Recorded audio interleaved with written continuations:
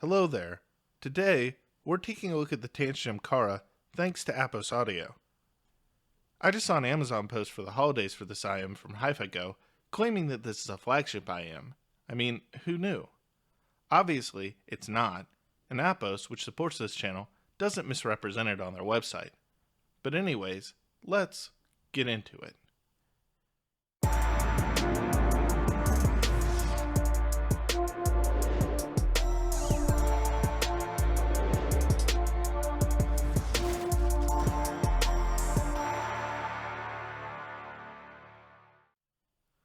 This thing is built like a Truthier Hexa and a Moondrop Blessing 3 had a baby.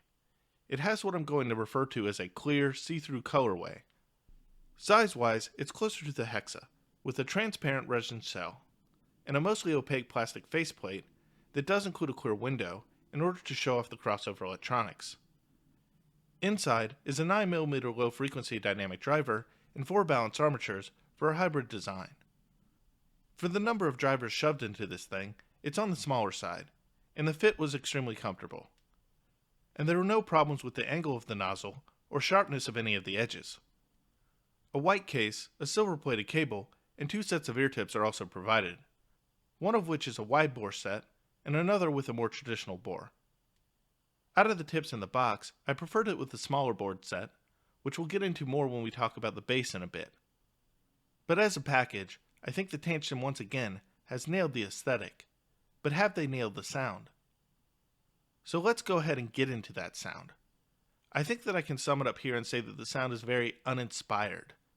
The treble doesn't really pop, and the bass is rather flat sounding and unenergetic, and it has some breakup and distortion issues without the right tips installed. Of course, I tried a number of ear tips, and the smaller bore ear tips in the box produce the most cohesive and most acceptable sound to my ears.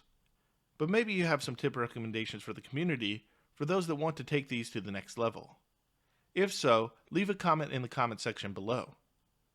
The Kara's mid-range performance was adequate without ever venturing into the area of sounding special. Even so, separation was above average, imaging capabilities very good, and the stage produced a more than decent sense of space. Vocal reproduction was fine, but not standout. Resolution, detail, and clarity were price appropriate. So the Kara can do some things well, or at least well enough. But returning back to further criticism, it's also unfortunately rather source picky.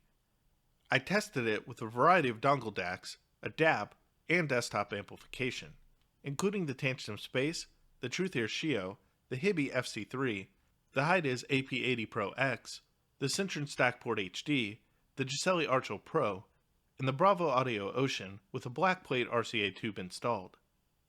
And out of all of these, I only really found its performance acceptable off the Hibi FC3, the Bravo Audio Ocean, and the DACport HD with some volume.